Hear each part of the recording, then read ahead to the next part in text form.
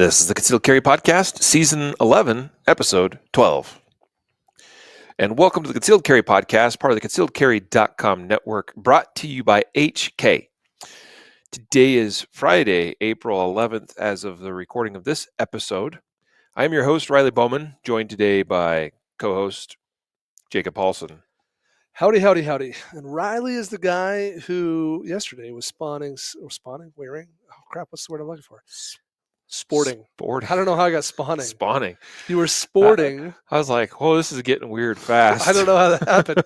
You were sporting some red Reeboks that drew my attention, and you said you got them for $10 at a punch? I don't know, at a thrift store. Yeah. Epic.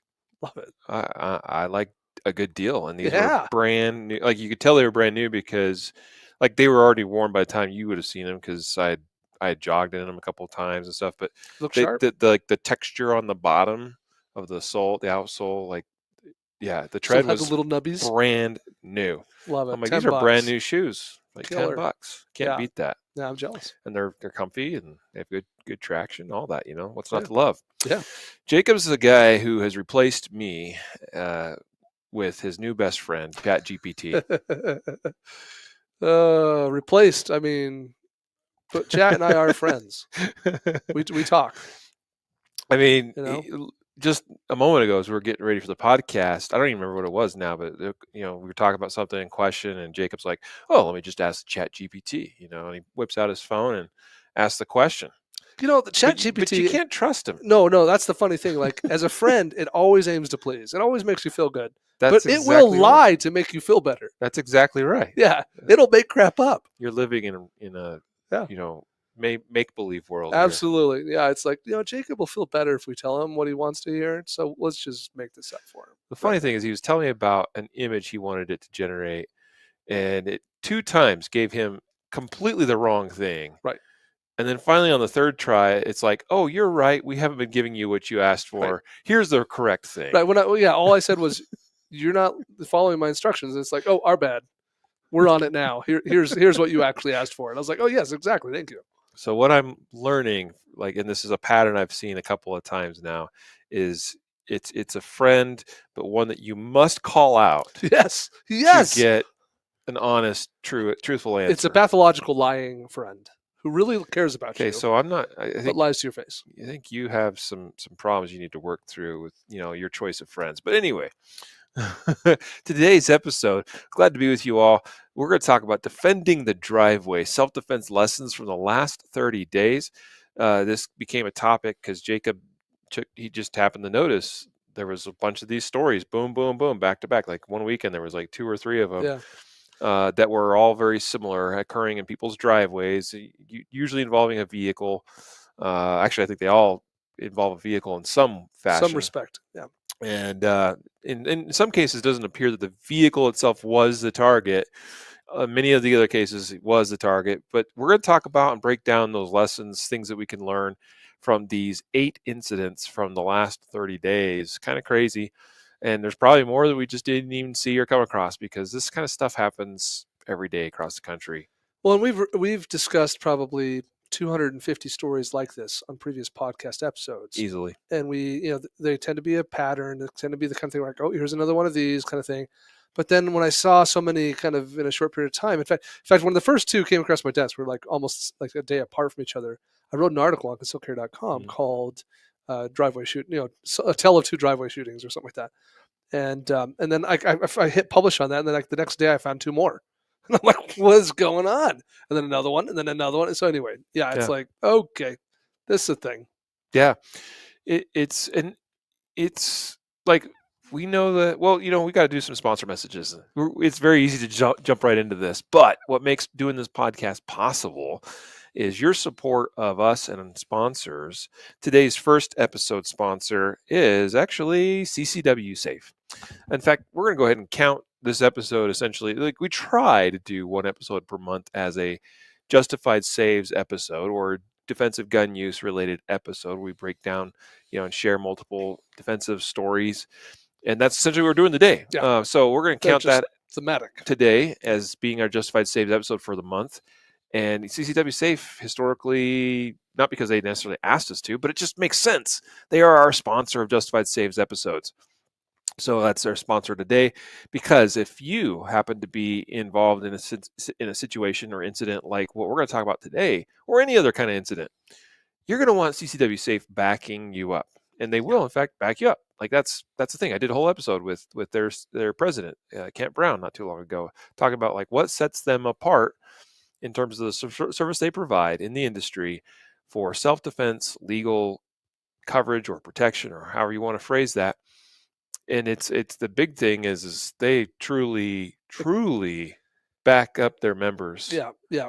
Boots on the ground, like come to your aid in a more literal sense than just take your phone call and cut you a check. That's right. Yeah. And that's, I'll tell you, just I remember the first time like that clicked for me, as I could see sort of the ethos that guides them as a company, Mm-hmm. and putting all, kind of connecting those dots and being like, whoa, like they care so much that when a critical incident occurs, they, in not every case requires it, and not every case is, the same level of severity, but in many cases they will put literal boots on the ground Yeah, and that's right. come to your rescue, essentially, come to your aid. So anyway, really cool company, really amazing coverage. That's our choice for this type of coverage is CCW Safe. Go to ccwsafe.com and get signed up today. Today's episode is also sponsored by our Fighting from Cover video training course, available in our Guardian University. You can obviously purchase it a la carte, which that's actually the link I'm going to give you is concealedcarry.com/FFC for Fighting from Cover, concealedcarry.com/FFC. You can also just be a Guardian Nation member and get access to it, at no additional cost, Bingo. including the entire Guardian University library. But if you want to just get a hold of a fantastic training course that talks about a number of considerations, important, techniques and skills that you need to have and develop and train dealing with fighting from cover, which vehicle defense a lot of times, I mean, at least gives you it's actually kind of one of the unique things, Jacob, because I could be on the street just minding my business, walking someplace, whatever, and I could be robbed, right? And I don't necessarily get to choose, I don't get to like magically make cover appear. But if I'm involved in an incident in and around or near my vehicle, a lot of times that presents opportunities Sure. for me to use the vehicle potentially as cover, or at the very least concealment. And so Fighting for Cover course, very good one there to learn about that. So Yep. concealedcarry.com/FFC. We got a comment here from somebody. I don't know if it's even a good one. I heard an Asian man got away from shooting two people. There we go. I was trying to get it to pop up. Two people while they were breaking into his car. He went to court and won. But is that because he had a good lawyer, or you get the right judge? Well, it could be a lot of those things. Or it was actually self-defense. Yeah, I mean, like it could be. Yes, it's like nothing is exclusive. I don't think. More context required. Yeah. You would want to have a good lawyer, and you would want to have a good judge, Yes. and you would want to have a good jury. And a good jury selection occurs probably because you have a good attorney, and you also don't even want to have to get to that point because you made the right decisions before all of that even happened and actually used, lawfully justified self-defense. Sure. But unfortunately, even in some of those cases, sometimes it doesn't quite go your way. Yeah, I mean, we're going So- to look at 8 stories today, and not a single one of them is the homeowner facing an illegal prosecution. Right. Not Right. one. Right. Now, from some similar incidents, you mentioned we've talked probably about 250 plus times over the, most of the decade that we've been doing this podcast about similar incidents. And there are definitely some of those where they faced legal challenges, criminal and or civil, because they made poor decisions. In fact, there's some people today in these incidents we're talking about that made poor decisions. Well, absolutely. But fortunately for them, didn't land them in jail. And granted, actually all these are very recent incidents, so we do need to be clear about that. Is it possible investigations are still occurring? Sure. Could something come out later? That could also happen. But Yeah. as of right now, nobody's facing charges that were the so-called good guys in these incidents, the victims, those that were having their vehicles broke into or burglarized, or in a couple of incidents were while working on or doing something around their vehicle, they were attacked. Yeah, and whose driveway the incident occurred. Yep. Yeah. So let's get into it. Where do you want to start? Maybe we should go through these in a semi. I don't know. We need to go into great detail on these, but it kind of give Right. the rough idea of each of these incidents and let the pattern kind of emerge. Yeah. Well, I think let's start with is it the Tulsa one is first? Sure. Tulsa one can be Let's talk about the first. Tulsa, Oklahoma Yeah, incident. Tulsa, It's a Oklahoma. great incident, great story. Yeah. So here, what we do is we got a guy. This guy is working on his cars. In fact, we have a nice picture courtesy of the local news outlet. So Mhm. there's two cars there. There's a truck and a car, and dude's out there working on his cars, like many people who have such skills or inclinations are likely to do. Me not being among those.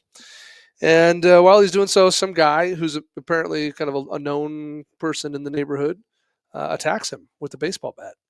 Yeah, Says he breaks the bat on the guy. yeah, hits him in the face and breaks the bat in two. Bingo. Okay, so uh, first of all, it takes some amount of force, unless that bat's already broken, to break a bat. Yeah. Second of all, like that tells you that this is not just like a love tap. Like this is a violent battery against this person, Yeah. right? Like this is a felony act for sure. Sure. It's absolutely a situation that justified that it's justified to respond with deadly force in defense of yourself. I think that's clear. But yeah, like that's wild, dude. Like, and then the third thing is, how is this guy still conscious after he gets smacked so hard it breaks the bat in half? Yeah. Well, and it could be a very vulnerable position working on your cars. I mean, maybe your head's Mhm. kind of down under a hood. You don't really see your surroundings well. Maybe you're under the car. That's pretty dang vulnerable. I mean, I don't know. We don't have any of these kind of specifics. Just that he's working on his Mhm. cars, but it could be a pretty vulnerable thing. And this is a guy who, I mean, I don't know. I would assume that some random dude walking down the street with holding a baseball bat might catch a couple of stares, but he's known to Yeah, the neighborhood, right? So I mean, maybe there's a mental health you know, issue here or something. yeah. Sorry, I'm just thinking because I'm like, I've actually seen people walk down my street with a baseball bat, but that's because I live right next to a Baseball baseball field. diamond. Yeah, you can see it from your front They're usually lawn. in baseball uniform as they, do that. So what would be out of place is if I saw, some like a homeless looking fella with a baseball bat. Now that would draw my attention. What I found was interesting here in the introductory, paragraph of the story, Jacob, that you published on oklahoma.concealedcarry.com. I don't know if folks realize, but if you want to go to concealedcarry.com, you'll see a lot of the same stories, but not guaranteed you'll see all the stories that you might see on some of the what we call our state sites.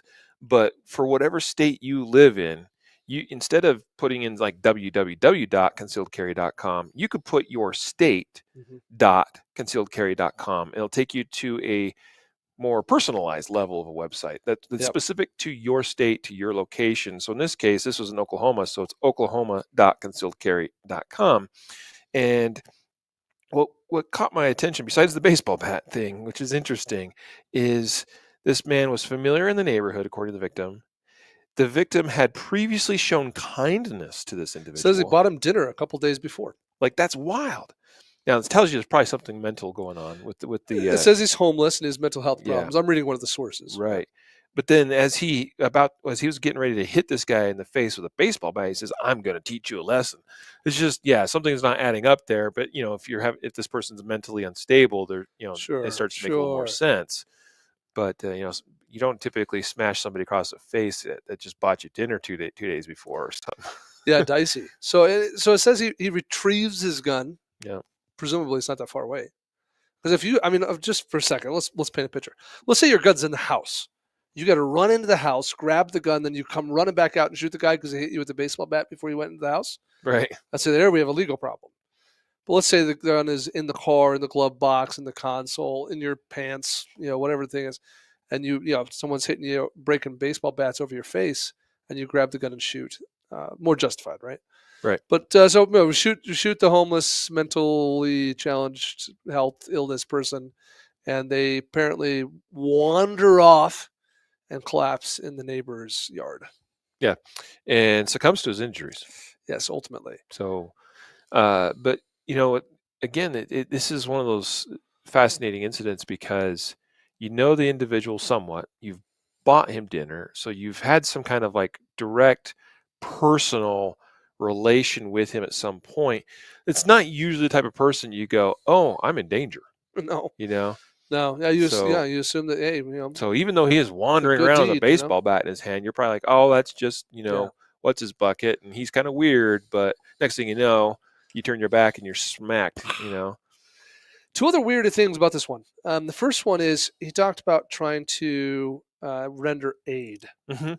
He talks about how he called his wife and the guy collapsed in the next door neighbor's yard, right? So he brought him a blanket that said a cold pack, uh, which the two things seem at odds. But anyway, uh, Here, I shot you in the chest. Here's an ice pack for your gunshot wound. but don't get cold. Here's a blanket. So I don't know. I'm not trying. We're not I'm trying not to. trying to make light of No, this, no, but no, no. this is But fascinating to it me. is like an interesting detail. That's like, what Yeah. were you thinking? Like, what was going through your mind? That and maybe the blankets for comfort. Like, hey, we're gonna fashion this into a pillow or something. I Sure. don't know. But there is something to be said here about, hey, you had the skill and the tool to defend yourself from the attack, but presumably this is a situation where he wanted to render aid. And Yeah. we did an episode, me and Brian, a couple months ago about the tactics and logistics and legal considerations with rendering aid. But this person made the decision to render aid, but presumably lacked the skills, knowledge, or gear to render appropriate or necessary aid. Right. And we don't know about the specific injury necessarily or what might have been appropriate. But we know this guy ultimately died. Yeah. And that the defender was trying to save his life Yeah. or help him in some way. And you're right that the victim in this case, uh, this not this was not something that he wanted. No. I mean, the very last paragraph of the article, he expressed deep remorse over the incident, stating, "quote I should be embarrassed what happened. You're not supposed to kill, but you got to do certain things in life.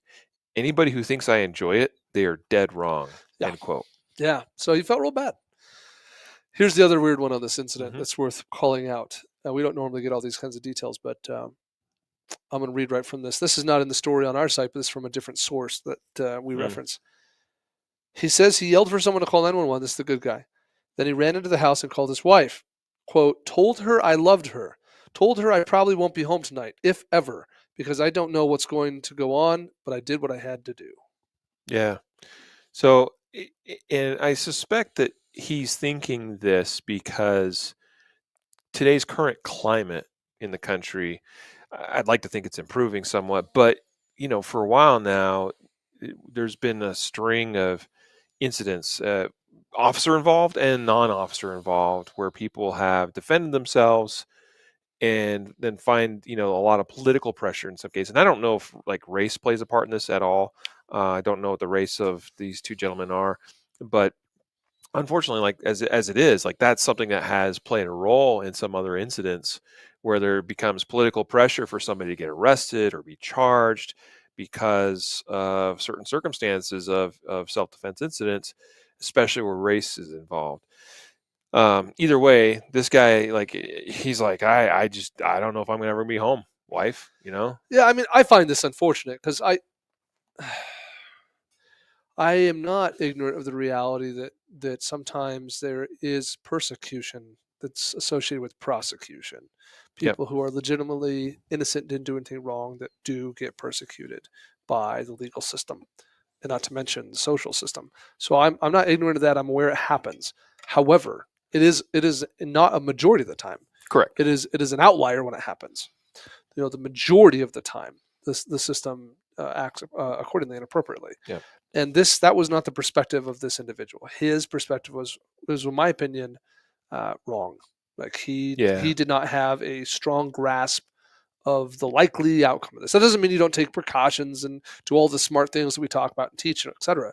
I'm just saying that there should be some degree of confidence when a person acts legally within the boundaries of self-defense that they are not going to be prosecuted. Yeah. Whereas this guy was the opposite. It was like, But I did what I had to do. I right. felt like what I did was moral and justified and legal, but I'm probably screwed, never coming home again. That seems like, why would you think that? Well, That would be unlikely. yeah. The evidence bears that out as far as from our history of covering stories like this, most of them, you're correct. I mean, do not see criminal charges. But it's probably one of those things too, where you see a couple of those incidents that get blown way out of proportion. That for whatever reason, there's some kind of prosecutorial agenda in place. Prejudice. Yeah. Yeah, prejudice, and like that stands out in your mind. Well, I remember seeing such and such case on TV, and so those kinds of things could be a factor. But I think But the idea is like, the outliers and the minorities are always the yeah, loudest, right? but you're So, still going to want something like CCW safe. oh, absolutely, So absolutely. you know, be Because those prepared. outliers happen. Be prepared for the worst Yeah, outcome. or you might have just legitimately tripped up and screwed up, in which case you definitely need some good legal defense, Yeah, for right? sure.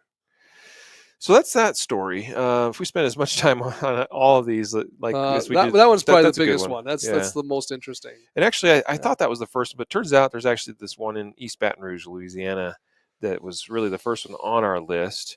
Yeah. So let's go through this one probably a little bit more briefly. This one's interesting because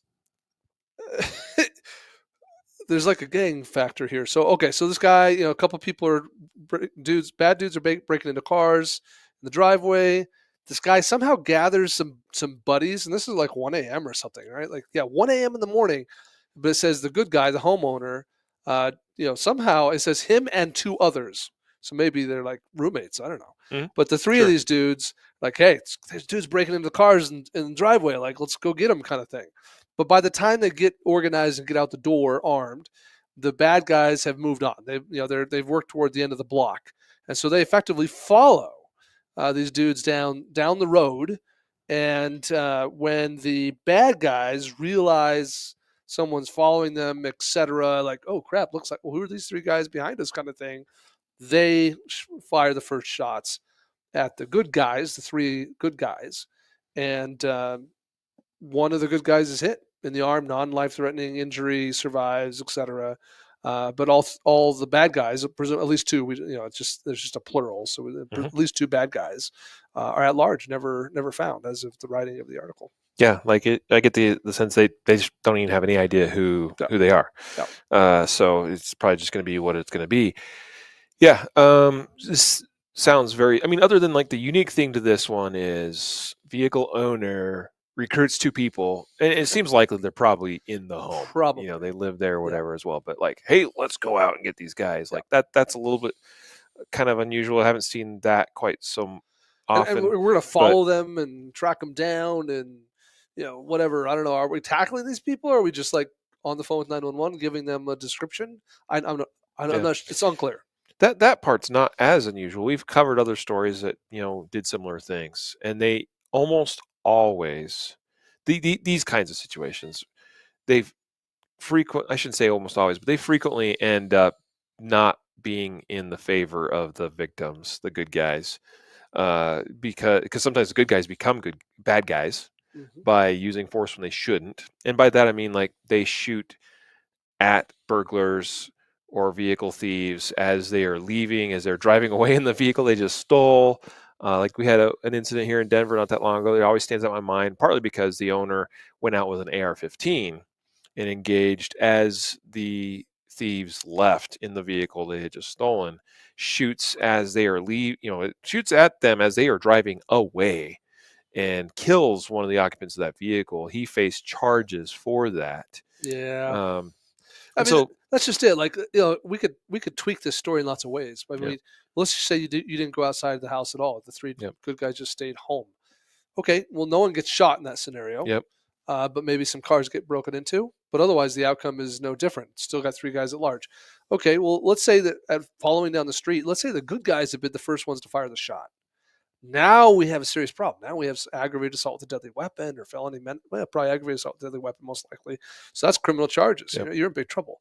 It just so happened to be that the bad guy shot first. And so now we have a self-defense situation that was unnecessary. We've put ourselves into a risky self-defense situation where we'd be justified in defending, right. But we didn't need to be here at all. Right. And in this incident, one of the good guys gets wounded. Yeah. I mean, and it could have been worse. That's just it. Like, I don't presume that the bad guys turned around, like sighted in a target, like, dang, I hit his arm. Probably Right. it's just like free flying bullets. Like they're some good guy catching us. Bang, bang, bang, bang.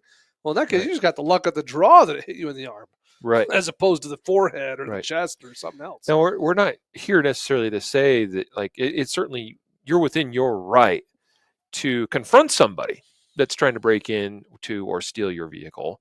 But we are saying it's a risky endeavor that often does not pay off the way that you would like it to pay off. Yeah, the fact pattern generally does not end well. Yeah. Yeah.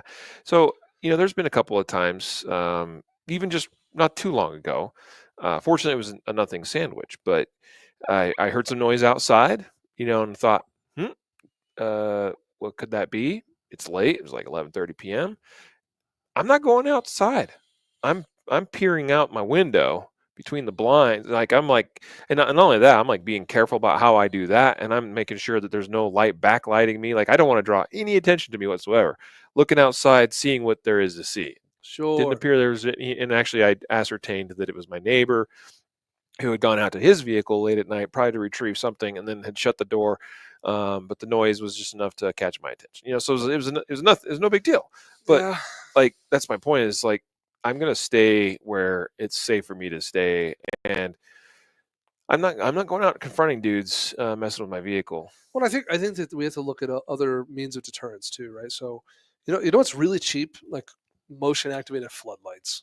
Pretty Yep. affordable. Yep. It's just not a super expensive thing to put some floodlights on above the garage door, in the driveway, whatever, on the side of the Yep. house that detects the motion and light up everything. Hmm. And yeah, I mean that means that on occasion, like rain or a cat's going to activate your floodlights, and you're like, oh, someone might be out there. Like, let's go look out the window. Yep. But yeah, pretty effective deterrent. There's some surveillance cameras so that you don't have to go outside to look on. Oh, look, no, Yes. there's no one there. Maybe there was when this got activated, but now they ran off. I don't know. Like I just saying, I think that it's not a binary thing. Like either I stay in the house and twiddle my thumbs, like hope no one's stealing my car, or I go out and shoot people. Like there's like all this middle ground options. Hmm. Right. Well, that's that one. Let's talk now about this one that's a little closer to home, Manitou Springs, Colorado. Yeah, And I don't know if you know what you know about Manitou Springs, but it's not generally uh, a town that I think of as like super dangerous or high crime or it's touristy. In fact, yeah. it's kind of the gateway of a national monument and Hmm. kind of getting up into the mountains. If you come from Colorado Springs, Mountain Springs is like a little community that it's just you have to pass through to get up into the mountains. Yeah, Um, I've been there many times, yeah, driven right by there many great times. barbecue Highway. place right on Main Street. Oh yeah, Can't remember the I, name of it. It's fantastic barbecue. I've driven right by it. Yeah, I haven't stopped there and eaten, but it's you've great. talked about it. Yeah, it's good. Yeah, you just drive up Highway 24 there. I mean, on your way up to Woodland Park, which is a beautiful little community, you can go beyond that and go up into the mountains. It's the same route you're going to take if you're going to drive up to Pikes Peak, Yeah, that's right. which is closed this season and next season, by the way, unfortunately. So Bummer. don't come to Colorado to go to the top of Pikes Peak while Good to know. Yeah, they're doing they're completely redoing the road that goes to the top. and don't hang out in your driveway either. Yeah, If you are in Mantis Springs, yeah, because someone that's might what happened just here. attack you and stab you in the neck while you're just chilling in your driveway. Yeah, we don't know why. Like No, it, unclear. there doesn't appear to be like these two people, the bad guy and the good guy, are known to each other. It's pretty bizarre, frankly. It just seems completely random that the gentleman is outside his home or in his driveway near his vehicle, and guy comes up and stabs him in the neck. Yeah, bingo. So Like I don't like. Usually, I mean, usually there seems to be a purpose. yeah, none of that happening. It just says that despite critical injury, the victim was able to access his legally carried firearm and return fire. I guess return fire is weirdly worded since there was no initial fire. And I'm the one who wrote this, so I feel stupid. I was just thinking that, but I didn't say it. You did. I wrote this. Striking the bad guy multiple times. So getting stabbed in the neck. Now, I like what I like about this story. One like the major lessons is when you're getting stabbed in the neck, you're probably not escaping into the glove box to grab a gun. Right. Like like it's on you, or you ain't got it. Like you're done. Like it's you better be ready to go. Like you got to be armed in that moment. You're not. It's not the guy who got hit over the head with the baseball bat, and the guy said, "I'm going to teach you a lesson." It's like, oh, and he stumbled over the car and grabbed a gun. Like, which we don't know that that's exactly what happened. But in this case, I presume the guy had a gun on him in a holster, because when you're getting stabbed in the neck, like that's like, man, we are touching. We are Yeah. here. Yeah. And It's arm's length yeah. distance. So I mean, if you have a gun on you, great. You grab that, you deploy it, you get some work done. But yeah, Yeah. freaky.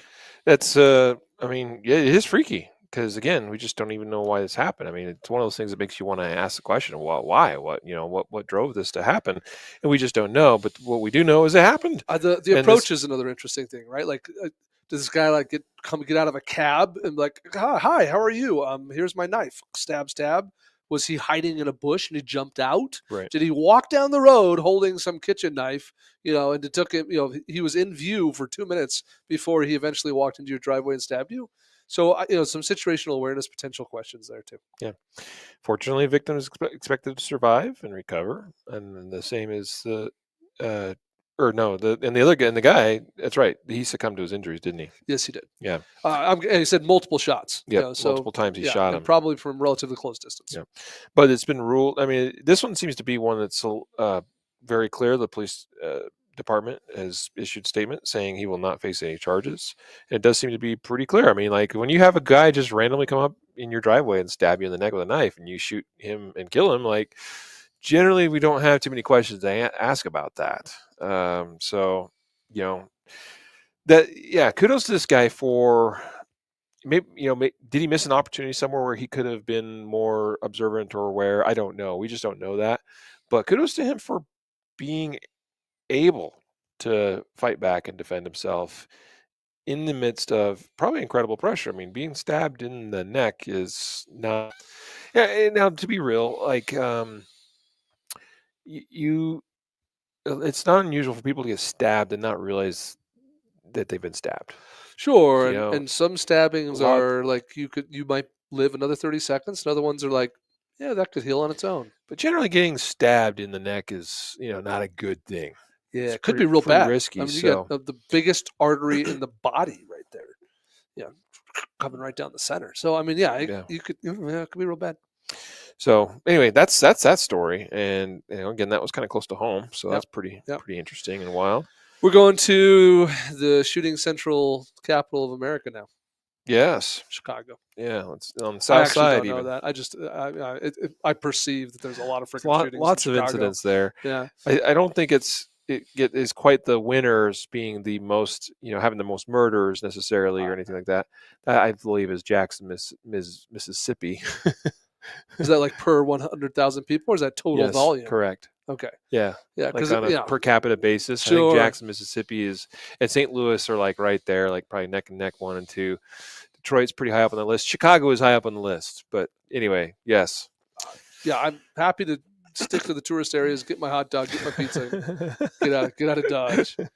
So yeah, there's not a lot of details on this one. We just know that dude says that two guys were trying to break into his car in his driveway, and so he engaged them somehow at 1:02 a.m. or a little before that, and shot at them and shot at least one of them in the leg or something, I think. Yeah, so Yeah, you're shot one of them in both legs. That's what it was. yep, Yeah, there it is. yeah. Yeah, you're right. There's not a lot of details here. Like we don't even know how it began. Like as far as we know, it could have. It does say they were trying to break into his car, so that usually Very means specific. the car's parked, it's not running, usually, and generally means the owner of said vehicle is like, oh, something's going on. So it doesn't say he confronts them, but that's kind of what's implied here. I think Presumably, from there's a reading this. confrontation. Yeah. But yeah, he gets shot. Yeah, one of the funny ones in this story, by the way, is that the bad guy, after being shot in both legs, calls 911 and says he's been injured in a Right. drive-by shooting. Like, yeah, and he gives descriptions. Yeah, these two guys driving a green car, and the one was tall. Like, gives the whole thing, like makes up this whole incident to justify why Right. he's been shot. I in was both involved in a legs. drive-by. Yeah, I've been shot. Send an ambulance. Yeah. Look for the bad guys. Oh wait, I am the bad guy. Yeah.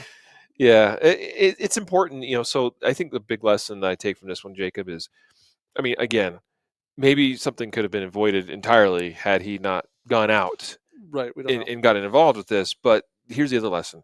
But another 911 call, according to the article, this one from the concealed carry holder, soon followed. He told police he saw two men breaking into his car and ultimately shot one of them in both legs. And I don't know how he knew he shot one of them in both legs, but like the importance of, if you're involved in an incident, of you calling 911 or having somebody call 911 on your behalf immediately is very, very, very important. Yeah, It, yeah, and his call was second, by the way, in the yeah, order of things. The bad guy's phone call, "I've been shot in a drive-by," came first, yeah, and then the good guy's phone call, "Someone was trying to break my car and I shot them," came second. Eventually, the cops connected the dots. But also, there's a narrative problem here. Like, I hope that he didn't actually call 911. Like, these guys were trying to break into my car, so I shot them. Like, that would not be a good narrative to deal with in legal proceedings later if there's any questions about it being viable self-defense. So anyway, and yeah. something to think Your about. point being that things that are stated on like a 911 call recording can be used in a case, Almost all, I mean, in right? very rare circumstances would they be excluded. Exactly. Yeah, And so that's where we want to be careful about what it said, because it's same, like you have a right to remain silent. You don't want to, like, you are voluntarily providing that statement to a dispatcher. And so be careful about what you are saying, even if you are justified.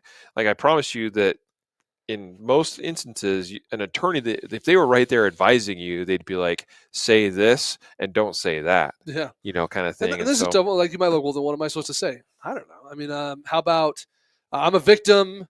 I felt threatened and I discharged my firearm. You know, please come check me and send an yeah. ambulance, and I can describe the bad guys, and I'd like to talk to my attorney, please. Like Yeah. that. And just from and that's a great question. I mean, like, there could be questions that actually come out of this case. Out of all the ones we reviewed, at least thus far, especially this one's the most like iffy, because there's no mention that these guys breaking into the vehicle were armed. Nope. No mention that they tried to hurt him. No mention that Nope. they shot him first. It just says that they were trying to break into his car and he shot them. That's all it It says. gives, like, if just taking it at face value, it's as if he went out and shot them because they were breaking into his car, That's what and it that would not suggests. be justified. No, super bad. So, you know, like, again, there may be additional information that Context. just Yeah. needs to come out, but like, that's yeah, you want to make sure, one, that you're being justified. Number two, as I mentioned in the other lesson, like, call 911 immediately. So we'll see if sometimes we get some of these stories that come back up and we follow up and see, like, oh, here's the follow up to that one. But anyway, a lot of times we do not. In Loveland, Colorado. Back to Colorado now. This is the crazy thing is, we had a couple of them here. Didn't these happen the same weekend? The Manitou Springs one, the Loveland, Colorado one? No, these are separated by a couple of days. Okay. Yeah, one's like March 22nd. The other one is like April 2nd or 3rd or something. Okay. I remember for some reason it being, anyway. Yeah. Person shot in Loveland after confronting two people breaking into vehicles. Right off the bat in the headline, we have vehicle break-in, man confronts those that are breaking into his vehicle. Okay. And it says here, a person was shot but suffered non-life threatening injuries. That's the person that confronted the Vehicle burglars. owner. Yeah. Yeah. So Yeah. break this one down for us. The two people dressed in black, very specific, tried to enter the victim's vehicle, very specific. As the victim approached the two people, they ran away and fired several shots as they did so. The victim was struck. Yep. And has non-life. Yep. So actually, this one, there's no reason. I mean, it's hard to call it justified or DGU because, as far as we know, the victim was not even armed. Yeah. Maybe like, he doesn't even own there's guns. zero mention about. Just chose to confront the guys breaking into the car. Yep. And in the process, the bad guy said, "Oh no, we're gonna get caught," and they started running and they're doing a shoot over the back of the shoulder kind of deal. Mm-hmm. And one of those wild shots got our victim. Got the good guy. Yep. And I don't know that there's much more else that needs to be said about that, other than, yet here's another example. Happens involving a vehicle, happens in a driveway or near a driveway, and victim confronts individuals breaking into the vehicle, gets himself shot. Yeah. Just an interesting little side note here. Vehicle theft is at an all-time low in like 40 years. Like, just cars being stolen is at a very low. But vehicle break-ins is at a very significant high. Carjackings are also at a very high. Hmm. So, but someone just stealing your car out of your driveway is happening less all the time. I'm not saying it doesn't happen. I'm saying that it's at an all-time low. The vast What's your majority. source on that? What's my source on that? Yeah. I think it's FBI Okay. Uniform Crime Index.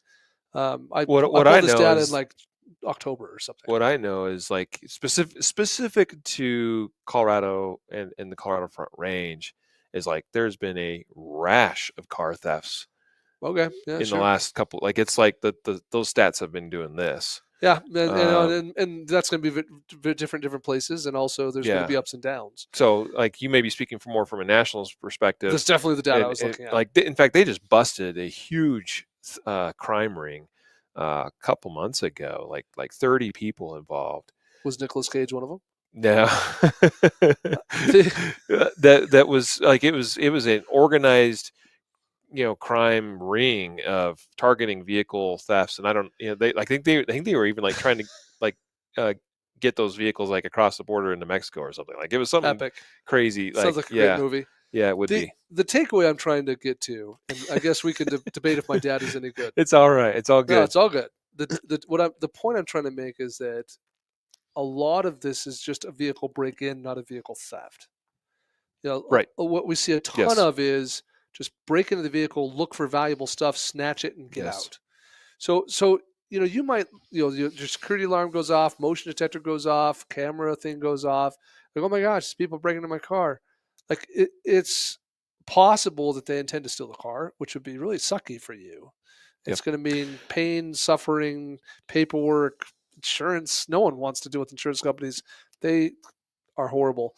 By the way, And certain years of Kias are like top sought after yeah, because they're like yeah, super easy easy to steal. apparently to like Sell that car. yeah, they're able to hotwire them like easily or something. Yeah, probably more expensive to insure too. Anyway, So I get all that, but there's also a reality of they may not be planning to steal the car at all, just looking for yep. valuables, and that's also something you have a little bit of control over by not leaving anything in the car that's attractive.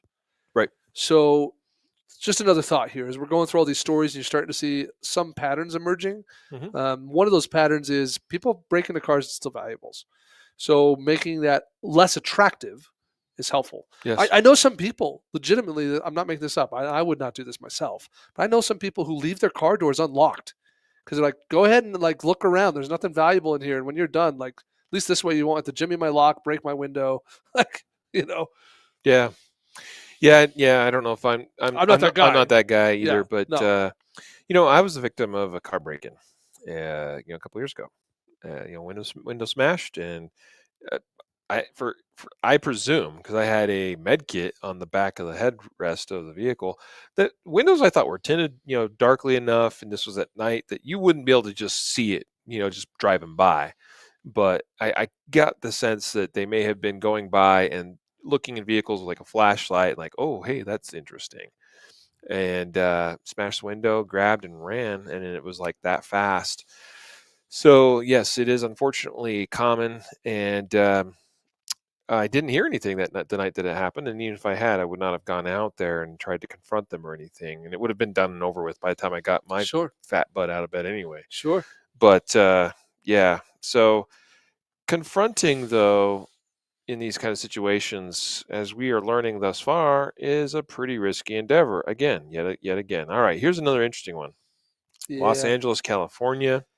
This one involved someone specifically trying to steal a tire and rim off a vehicle. I don't get the sense that most of the time this happens that they just try to steal one in particular, but maybe. Maybe they're working their way around Yeah, it. there's Yeah. this.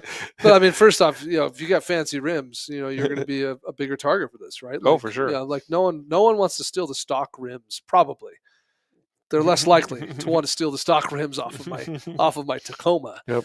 But if I go get some fancy rims, I'm going to be a bigger target for that. Yeah, This happened around 12:30 a.m. So again, we've had what 3 incidents at least that were basically between 12:30 and about 1:15 a.m.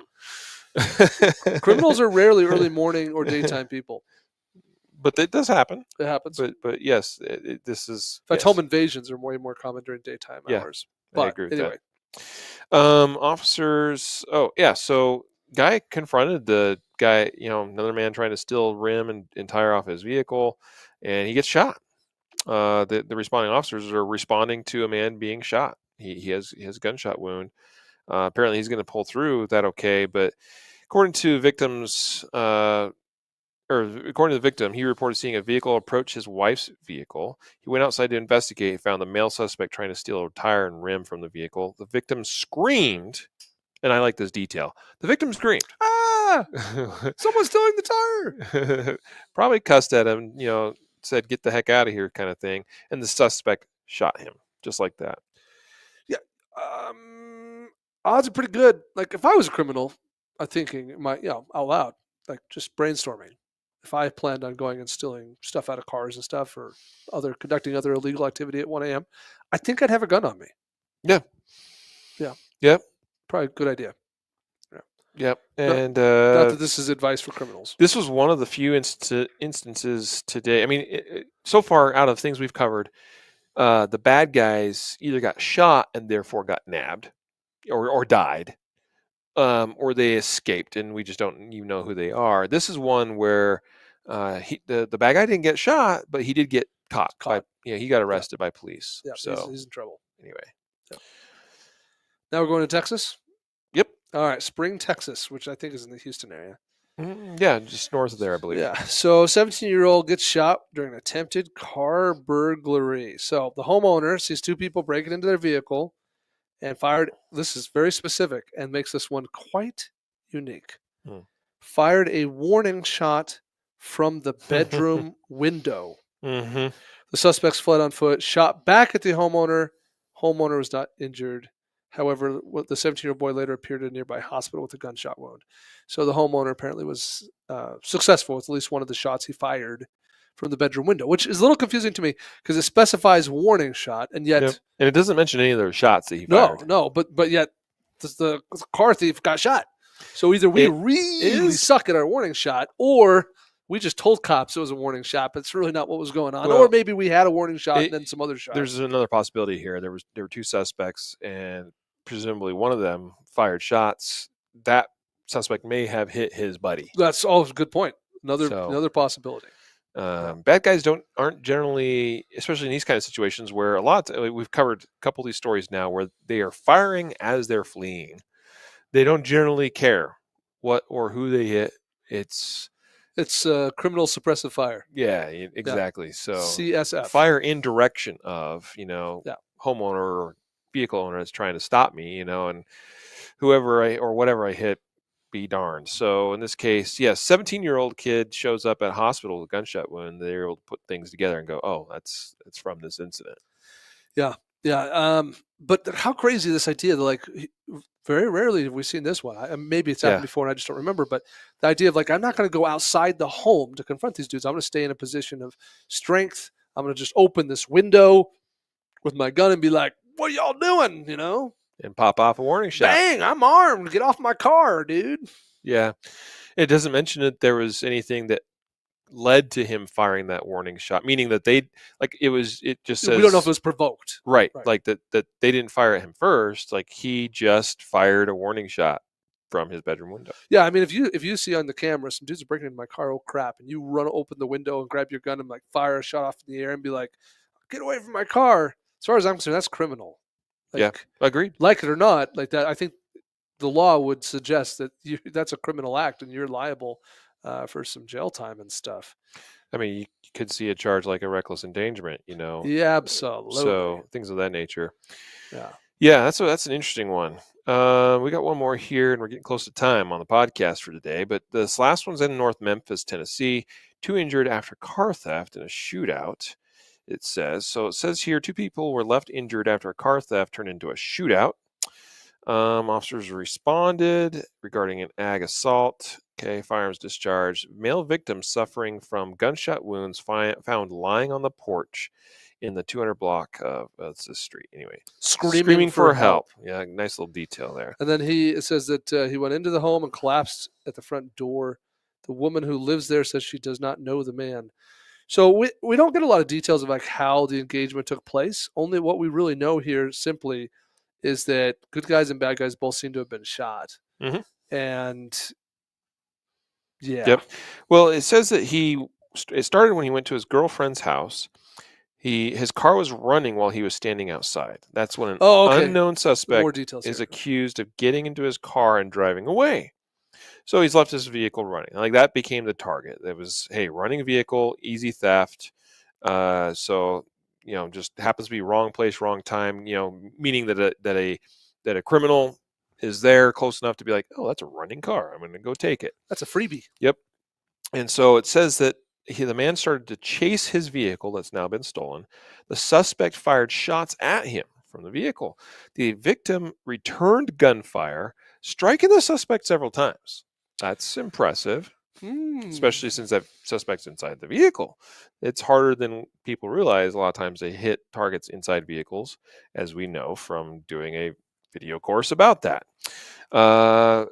It says a home was also hit by gunfire, but fortunately nobody inside was injured. The suspect then wrecked the vehicle before coming to a stop. He was taken in critical condition. And then another person arrived with a gunshot wound to their ankle and said he was unsure where he was when he got shot. Mm-hmm. And they are unsure if he had any involvement with the shooting on Delmar Avenue where it occurred. So we had a lot more details than I thought. I just failed to scroll down here. Well, yeah, there's advertisements and there's just a bunch of stuff that you gotta scroll. But this is a good one. This is another kind of unique flavor of driveway shooting where we left a car running for an unknown amount of time, but long enough for someone to be like, ooh. Yep, that's actually one of the number one ways that people steal vehicles in the winter time around here. They refer to it as puffing, right? Leaving your vehicle, like people go out in the morning, start their vehicle to warm it up because it's January and it's 5 degrees outside. Yep. And car gets stolen. That happens on the regular in the winter around here. Yeah. So a couple interesting thoughts. I'm thinking about how natural it is when you walk out the door to your driveway where you left your car running and you see that car is on its way down the road. Like it is extremely natural to be like, I'm gonna it's like run after it. Like that just feels so natural to be like, hey, that's my car. Like I just like it's hard to imagine someone wouldn't go chasing after their car down the road. But then when shots start coming your way from your own car, that's serious stuff. Right. I don't have an issue with this one because, other than the mistake that was made was leaving vehicle running. Sure. Right. But once it's stolen, I agree with you. Like it's like I think I would run at the very least, and there's a reason why. It's like, can I get any information about who this is and where they're headed? Yeah. That's relevant information. So I can call 911 and be like, my car was just stolen. It was a white male, looked like he was, 30, 40 years old. Right on such and such road, and that I lost him. I don't have a problem with that one. Could it have turned into a confrontation? I don't know. But either way, vehicle's making his getaway. He runs after, and that's it. And then he starts getting shot at. And at that point, he then returns fire. So it's, as far as we can tell from the facts we have, perfectly justified use of self-defense. But in the process, some people got hurt. There's definitely some damage to the car, and yes, there's car is wrecked now. into something. Somebody's house was hit by gunfire. Yeah, potential innocent people getting injured. So I don't think it's ideal. Like I agree. I would not pass super hard judgment because it feels very natural, like I said. Right. But I certainly don't think the situation is ideal. I think an ideal scenario would be like, bye car, call 911. Like the second you start chasing that car, your risk to yourself increases by some amount. In this case, it increased significantly because the guys are like, he's chasing us, shoot him. So I don't think it's ideal, albeit natural in what I might myself have done. And I'll add that I would have chased. Yeah, I think it's natural. I would have chased. I also think that there's a decision. Not to confront, but to be clear. When shots start ringing toward you, there is a decision to be made between return fire and just seek cover and let it go. That's a fair point. I think that the odds of you saying like, well, if I don't shoot back, I'm going to get shot are a little bit of a stretch. I don't know what the distance is. Well, I don't know how far away. I don't know how fast they're driving. I just think that there were potentially alternatives to shoot back, which endangers public. Yes, that's the big point here. Regardless of whether you think your returning fire is going to stop them or whatever. Like the biggest decision to be made there at that point is returning fire. There's a high probability that I screw up, that I miss, that bullet goes somewhere. And by the way, it might not even necessarily be because you miss the suspect and or vehicle. It might be that you hit, Deflect. Yeah. yeah, part of the vehicle, the bullet deflects and then injures somebody else. And that's where that's probably the biggest risk of everything that occurred here, is that bullets could have gone somewhere that, on account of you being the good guy shooting, that injured somebody else. And that could maybe, I mean, is it possible there could be even criminal charges from that? Possibly, but even bigger, a civil liability that could just absolutely destroy your life. Absolutely, recklessness, negligent. I mean, very easy to face potential, a wrongful death suit because you were reckless. Exactly. So yeah, I mean, I just don't think it was ideal. Yep. I'm not passing harsh judgment on this one. Just I don't think the best decisions were made. And again, it started with leaving the vehicle running. Yeah. Don't do that. No, bad. So wrapping this one up, Jacob, I mean, we just covered 8 incidents. As we mentioned, I mean, they all have some similarities, starting, in and around vehicles and or driveways. They all, and All of them. driveways. Yeah. Yeah, I mean, the common threads were people going out and confronting these bad guys. Yes. And in every instance that we covered today, and this is just stories from the last month, in every instance where they went out and confronted, it didn't go well. Someone was shot in every one of these in the somebody got story. hurt. Someone was shot. Yeah. And a lot of dead. Yeah.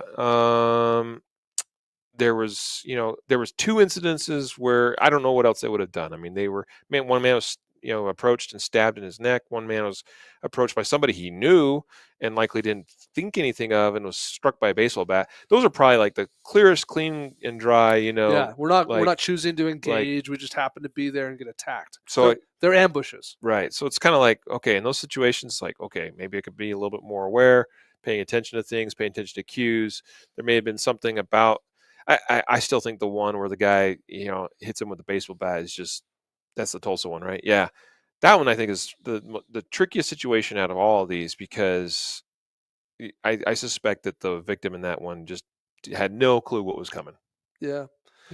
But yeah. So anyway, our recurring pattern, which we said many times, of just we don't have to go confront.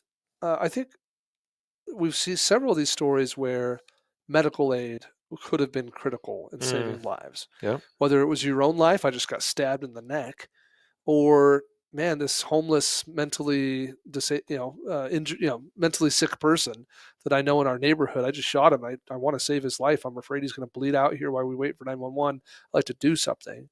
Like, these are situations where having some medical skills and gear is also a bit of a pattern I see. Me and my buddies are chasing after these dudes who are breaking into cars, and I get shot in the arm. Crap, what do I do? So I think that's also a pattern we see here. Yep. The biggest pattern, and it's not even a pattern in these stories, but to me, like, one of the more recurring lessons to be learned is this simple idea of the use of cover, which is one of the reasons why we chose Fighting from Cover as the sponsor of today's episode.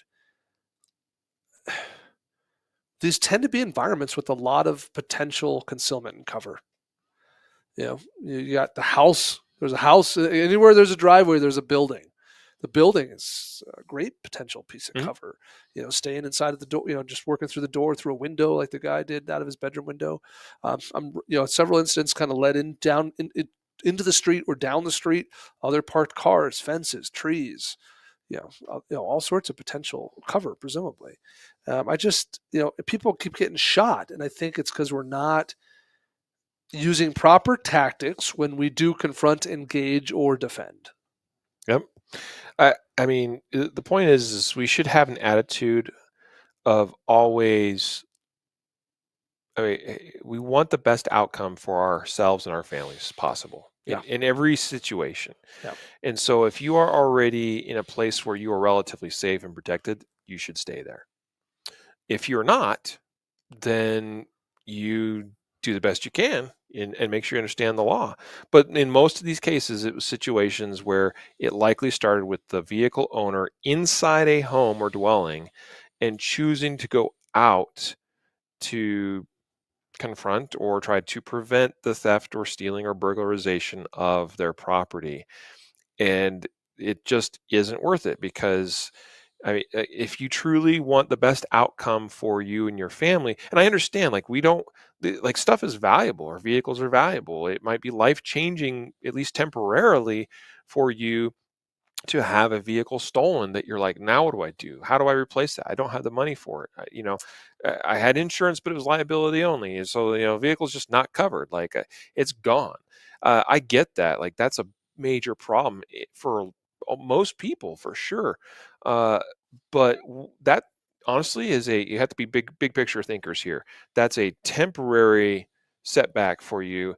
A not so temporary setback is a situation where you get severely injured that could like alter your life forever Yeah. because you're never the same again. You could die. That's obviously a permanent problem.